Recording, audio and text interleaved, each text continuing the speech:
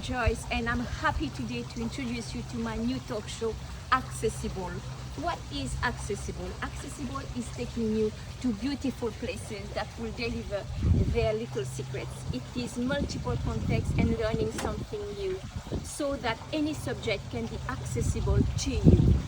With wonderful guests from all nationalities and different fields of expertise, happy to share their knowledge with you. So please do not hesitate. Join me, Joyce Fitzgerald, with your new talk show, Accessible. Thank you.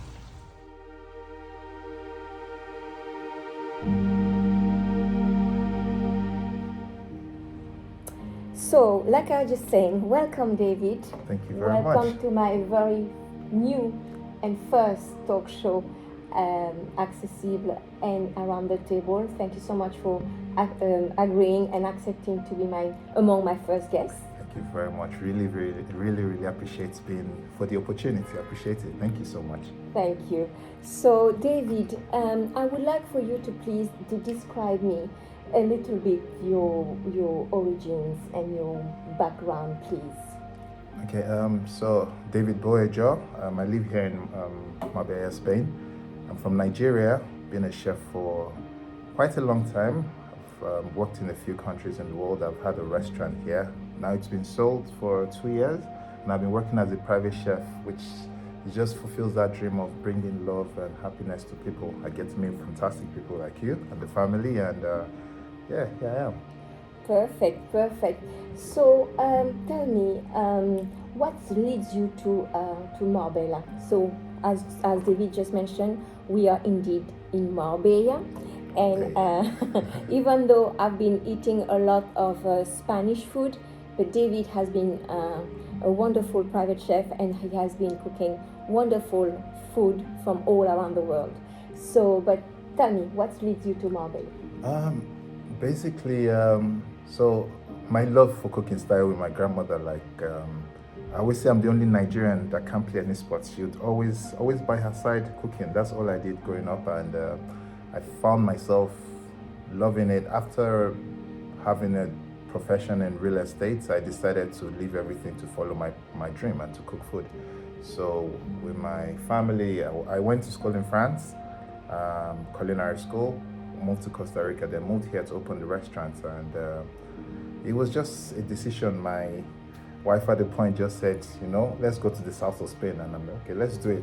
Very well. That's how very we good, came here. Very good. Yeah. You have to sometimes take a chance and not afraid to take risks to achieve great things. So you say you have a restaurant before. You have a few restaurants before here in Marbella. No, I had one in Costa Rica, which was also it was basically, we just got like a really big house, and so the downstairs we converted it to a restaurant. So it was 4 days, Thursday, Friday, Saturday. No, 3 days, sorry. Only 12 people, only by reservation, and that's how I went into the foray of that. Then we moved to Spain here, and I opened one in Fuengirola, which I had for almost 3 years. It was the top-rated restaurant here. I make everything from scratch, but it was just too much of work, and I felt like I wasn't relating with the people one-on-one, and for that I got tired of it, and I said, meet new people, do different things. I was probably tired of cooking the same thing every day. And yes, you had to have a menu, correct? Yeah, and so that's how I found myself here. Now I'm following my heart, enjoying what I'm doing, and like I said, meeting fantastic people. Very good. And tell me, what if, let's say, you are cooking and you think about Nigeria, what would you think of would be the dish that would be appreciated very much as a favorite dish or gourmet dish from Nigeria? Okay, now, so there's this Afrocentric thing going on right now, particularly with Nigeria. There's a lot of Nigerian music, Nigerian food going out. The most popular thing, there's this war going on with the Nigerian jollof and Ghana jollof. So the jollof rice for me would be the first thing that comes to my head, because even with my work now, most times I meet people, they say, oh, you're Nigerian, can you make jollof rice? It's always the first thing they say. For me, jollof rice would be the major thing. We're not very into gourmet in Nigeria. It's mainly large family style kind of eating, but now with the young people coming up and everything is looking more gourmet, more stylish, but it's always the base of the jollof rice, Yes, the rice. yes. I'm sure if you have visited Nigeria or if you have visited Nigerian friends or partner, you surely knows what David knows about. Unfortunately, I haven't visited Nigeria yet, you should. so I am so yes, I should. I am so happy that you actually made it today. Yeah, I made some jollof So rice. please introduce it to our viewers, so that we can see. They will see Yes, what it here. is. So you can just This is what see jollof rice looks what like. is the ingredient and component inside the dish, right? So now, I'll the say, bowl. so basically jollof rice is something you find all over Nigeria. You find rice all over Nigeria, but there's no party complete without jollof rice. So it's basically rice cooked in like tomato sauce and This is the some rice. spices, yes. Yeah. Now this is plantain, which is a favorite of everybody. It's called dodo in Nigeria. It's basically plantains like big bananas. It's a big banana, It grows okay? in West Africa and some parts of Latin America. It's very common in Latin America also. So it's just basically sliced and fried. Yes, okay. And so I've made a chicken suya. So suya, which is this other Let me dish just here. push this, Yes, please, push this please. one. Yeah. So Perfect. suya is it's the biggest Nigerian export. Really? Yeah, the local, it's our major street food. It's mainly from the north of Nigeria. It's Yeah. usually with meat, Yeah. but we have fish suya, chicken suya, beef suya. This is chicken suya, which I have made. It's mainly served with this spice, which is called the dashi. Dashi, so from- this is the spice, Yes, yes? it's made with ginger, peanuts, selling peppers, cayenne pepper, everything blended together, and always serve the red onions, and always served in a newspaper. Okay. Yeah, it's served on every street corner in Nigeria, and now in England, a lot of places. If you meet every Nigerian, these two things will be probably what they'll mention. This is the street food. This is the party food. Okay, the Yes. party food. And then you have chicken again here. This So- is chicken and chicken. Yeah, so it's Okay. basically the chicken suya. It's just basically the chicken marinated in this spice Yes. and grilled. Then you eat it with the spice and the onions. And the onions. Yes. And then here you have it done already. You have it done also. With the Plantain. plantain Yes. and the rice. The rice, That yes. is basically rice cooked with In tomato sauce. There's no Nigerian party complete without jollof rice. Yes. It's not possible. Oh wow! Wow! Yes. I'm telling you, the flavor that I'm smelling right now is deliciously. I mean, I can imagine that it will be delicious. I'm going to taste it today for the first time. Yes. So I am really looking forward to, Sure. because we will just put it a little bit here so that yes. So one this thing I one should is just here. say, so in Yes. Nigeria we have a culture of after work drinking, particularly beer, and that's why the suya has become so very popular, because it's spicy. People like the cold beer and the suya. Okay. So okay. that's why in every street corner there's always suya. So here you go. So maybe after work, and then you are going to be sitting around the table to watch the Euro Exactly, and then you have suya, your beer, and watching the and games. watching the games. Exactly. So I am so looking forward, to be honest with you, to taste it today for the first time with my family. So we are really, really anxious, because the smell of it is amazing, and it's just nice and warm in my hands. So I'm really looking forward to taste this. David, tell me, because you've been cooking a lot of all kind of dishes from all around the world since we arrived here. We've been here now 15 days almost, and you've been cooking every day. You've been great. My boys love your cooking. I have 3 boys, and they are all 3 athletes, so they are very meticulous of what they eat. So they love to have proteins, they love to have carbs, and then they still want dessert, but a good dessert with not too much sugar. And David has been able to balance it very, very nicely. So if you do have teenagers or young adults that are like mine, you would really appreciate a chef like David, who is here in Marbella. And because my boys still train, they still go to the field, to the campus, to continue training, even though they are on a break right now. So for them, it's important to continue eating good, Healthy, yes. eating healthy, and this is what you have been doing. But tell me, what is your, I would say, your favorite main dish? Okay, so I cooked in France in a few restaurants for a long while. I trained in France also, so I have this sort of kind of love for this French cuisine, though I'm Nigerian. And I worked as a saucier in France, which is not the most common profession in the kitchen, but I just really love making sauces. So for me, if you had to wake me up in the middle of the night and say, David, cook something, it would be a steak, which is the most simple thing for anybody. Well, some people don't get it right, but what will take my steak from that to that level is the sauce I take with it. So it will be a steak and a very nice sauce. Very nice sauce, very nice.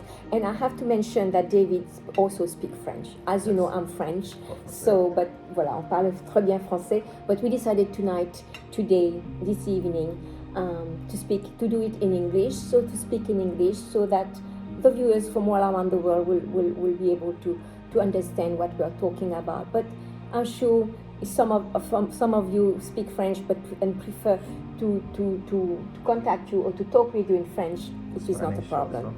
And Spanish as well. So you speak how many languages? Okay, so Languages. So English, French, Spanish, Yoruba from Nigeria, and there's a dialect of Yoruba called Ijebu, which I speak also. Wow. So here you're served, so I only speak 3 languages. So That's a lot already. So tell me now that you told us about your favorite main dish. What is your favorite dessert? My favorite dessert, 100%, which I've made for you, is the molten lava cake. Oh yeah, it was amazing. Amazing lava cake. I'm not the biggest dessert person, but if I have to eat a dessert, it will be that. I just really I like the way it breaks, it melts. The chocolate just oozes out with the creme anglaise. I love it. I love it. No, it was amazing, and the warm. I love everything warm in a dessert. I don't know, maybe my Mauritian background, because in Mauritius, I remember my mom will make us warm dessert. Okay. You don't have that a lot It's in Europe, cold. except that it's crepe or I don't know much banana flambé. It's not very common. It's usually cold. It's usually cold. And I must say, lava cake is one of the desserts I had it twice. I had it twice. We had it twice. So it's been wonderful experience as well with lava cake. And what I liked, it was like you didn't add extra sugar. Very beautiful fruits. The crème anglaise was wonderful. Melt into the very nice chocolate. It was amazingly very, very, very, really delicious. I really suggest that you try this if you never come to Marbella and have someone like David cooking for you.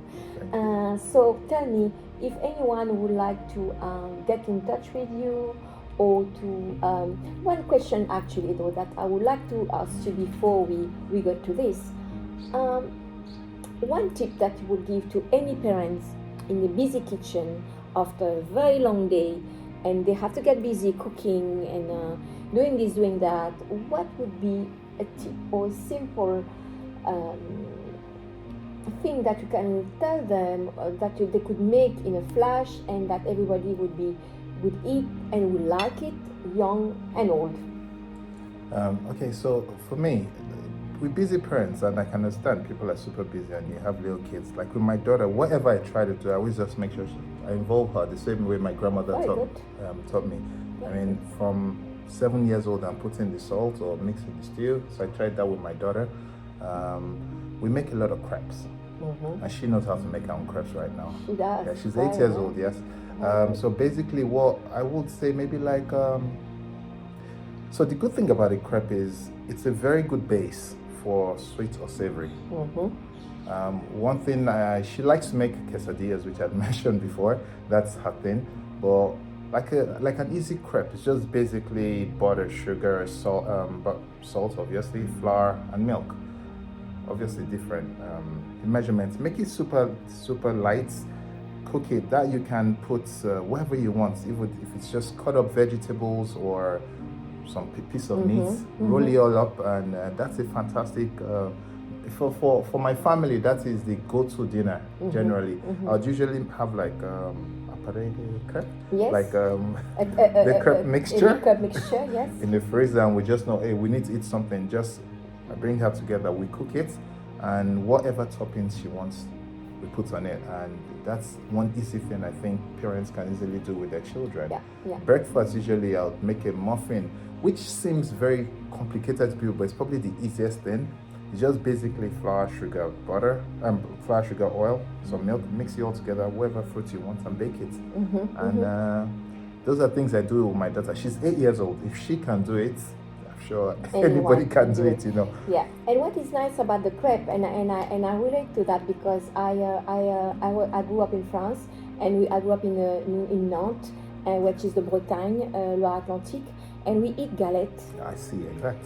You know, and galette can be a meal, you It's know, a meal. and then we have the crepe as dessert. But a meal we call it galette. It's basically a big crepe. Crap, you put cheese. So you put cheese, Yeah. you put ham, you can put anything Same thing, actually yeah. that you want. Warm it up. I mean, I would not be an expert to explain how Yes. to make it. You would be able to say that, but I do relate to what you're Yeah, saying. it's and also children, because the children feel involved in. I mean, you've had a very long day from work. You've not seen them. You've not been there. You finally get home and they want your attention, and you're probably too busy, but you have to make a meal for them. One of the easiest things you can do is, Ale, let's make this crepe together. You cut this cheese or cut the ham. How much do you want? You put the crepe in your pan. Tell the child to put the toppings themselves. You fold it, and the child feels, oh, I've done something with mommy or daddy today. I've made a meal, and we eat together, and the family's happy. Very good. Children are very easy to satisfy, and I must say one thing: people sort of complicate cooking. Cooking for me is the easiest thing. Just do not overcomplicate it. Don't watch too many YouTube videos; I'll confuse you. But just put your heart to it. I cook every single thing I eat. Even in my restaurant, everything is made from scratch, every single thing. But the most important thing is, like my mother says, it's from your heart to your brain to your hands. So you should show that love by just make it simple, and people would always appreciate it.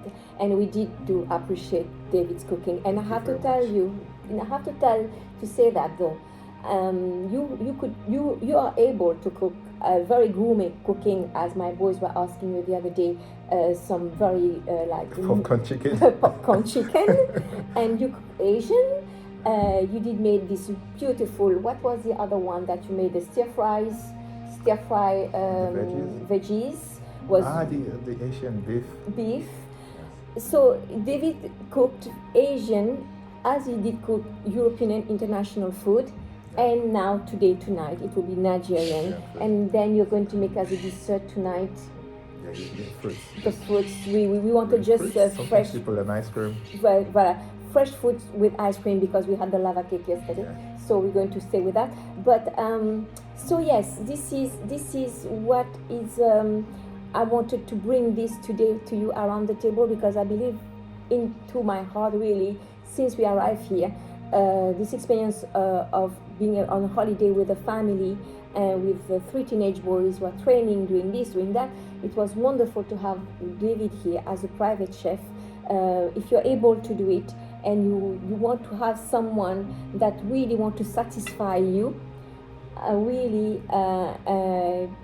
would really recommend David. Thank you. Really, because and also one thing that I did appreciate is that David leave the kitchen. There is nothing dirty, not even nothing inside the dishwasher. Everything is being clean, washed, very sufficiently. Very, I really appreciate that. You know, nothing was inside of the dishwasher.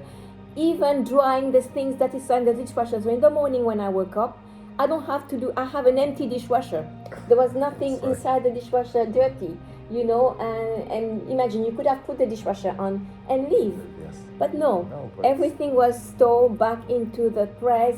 Like I'm telling you, once you wake up, you don't have nothing to do, even putting, because I have had people that will leave the dishwasher with the dishes inside and okay, it's clean, but they will go home. But you did not do that. And it's something I learned from my mother, because so my mother is a medical practitioner, but she always says I'm the person living her dream.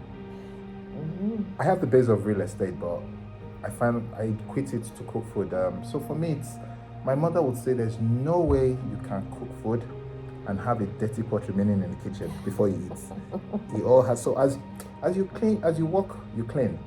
I remember the first day I met you, you said, what type of food do you cook?